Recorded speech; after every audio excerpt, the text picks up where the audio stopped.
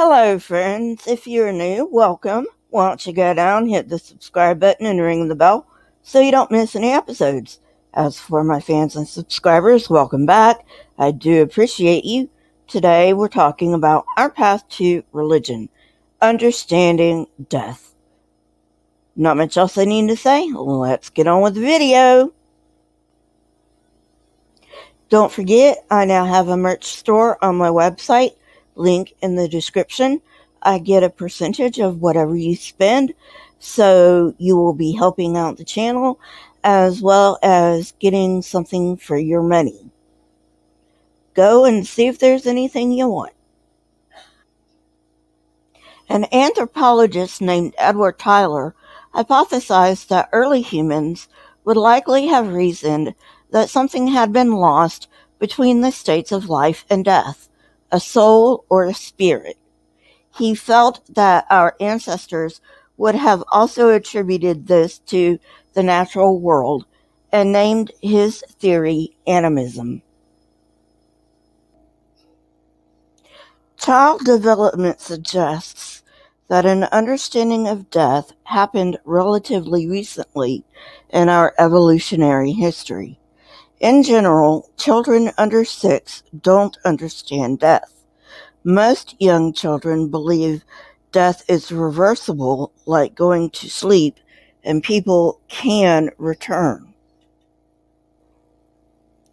Between the ages of 6 and 9, children start viewing death as more personified and terrifying. Many describe death like a skeleton, yet even at this time, most think death is not permanent.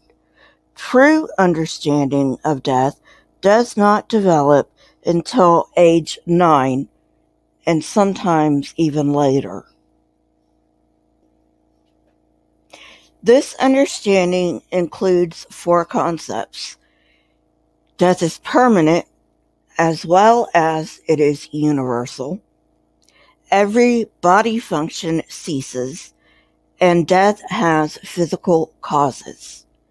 However, some adolescents do not fully comprehend death, as can be seen in their risk-taking behaviors. It also seems that modern humans are the only animals that fully comprehend death, suggesting that a precursor to this understanding is autobiographical memory. While some animals do display bereavement, this is not understanding that they themselves will die one day also. Many scholars think that this awareness of death spurred religious thought. English philosopher Thomas Hobbes noted that religion is unique to humans, and this seems to be due to a peculiar trait, that is, fear of death, and it is this fear that creates the gods. Modern humans, who arose around 40,000 years ago, had been set on this inevitable invention of religion as a consequence of gaining introspection, a huge evolutionary advantage in and of itself. This is the defining characteristic of humans. However, just because we think that the fear of death spawned religious ideas 40,000 years ago does not mean that we think the fear of death is prominent in modern Homo sapiens. This is called terror management theory, and the social psychologists who developed this theory suggested that we buffer our existential anxieties about death through self-esteem and cultural worldview. Supporters of this theory claim that it can be scientifically tested by reminding people that they themselves will die and measuring the effects of said reminder. Opponents argue that methodology is not sound and that self-esteem and cultural worldview are shaped by many things. Belief in a soul was only the first part of Tyler's hypothesis. The second part was the idea that souls transcended death. Tyler felt that early modern Homo sapiens had come to this conclusion because of their experience of dreams. Dreams are associated with rapid eye movement, or REM, sleep, and all mammals go through REM. Although the purpose is not yet known, scientists suggest that it is associated with memory, problem solving, and threat simulation. But why did dreams only become important around 40,000 years ago?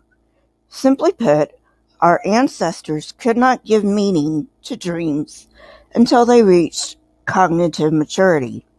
They needed self-awareness, other awareness, and a sense of time. Tyler hypothesized that the experience with dreams led our ancestors to the idea that somehow the soul or the spirit lives on after death. He cited two categories or types of dreams as evidence to support his claim. The first was dreams in which dead loved ones would visit the dreamer. The second involved dreaming that one left the body to visit other realms. Many scholars have noted the importance of dreams in making religious ideas. Neurologist Patrick McNamara has concluded that dreams were the primary source of religious ideas for our ancestors, just as traditional societies today get these ideas from dreams. A review of current anthropological literature confirms this idea. Among 295 cultures in the Human Relations Area files, 71 are classified as hunter-gatherers. Of this subgroup, dreams are mentioned as being important in all but 2 of these cultures. Different cultures envision the spirit world differently.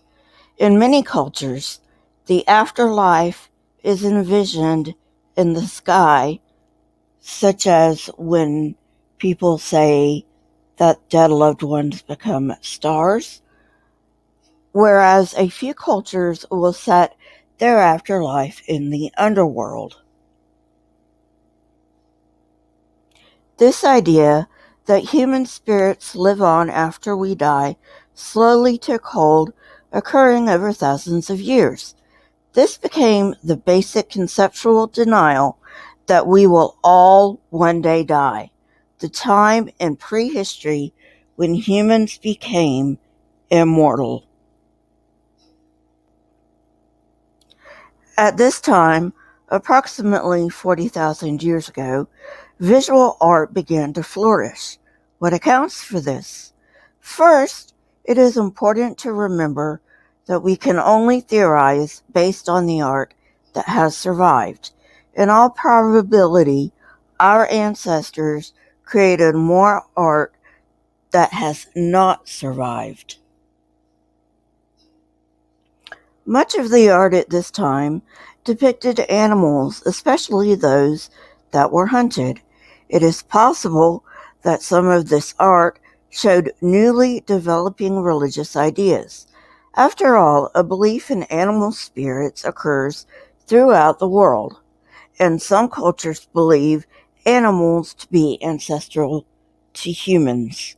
Not in the evolutionary sense of the word, though. Presence of animal spirits would have been used to explain the unknown, much as God is used today. This is the basic function of every religious system we know of or have ever known of. Yet gods, defined as male or female divinities who possess immortality and special powers, were not likely to have been part of the religious ideas around 13 to 40,000 years ago. Well, friends, that's it for today. I hope you enjoyed it. If you did, hit that like button, press the subscribe button, and if you want to know when I come out with new content, hit the bell next to the subscribe button.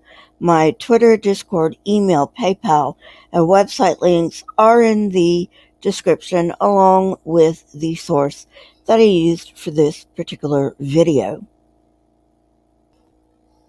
If you wish to get in contact with me, Twitter is the best way, followed by email.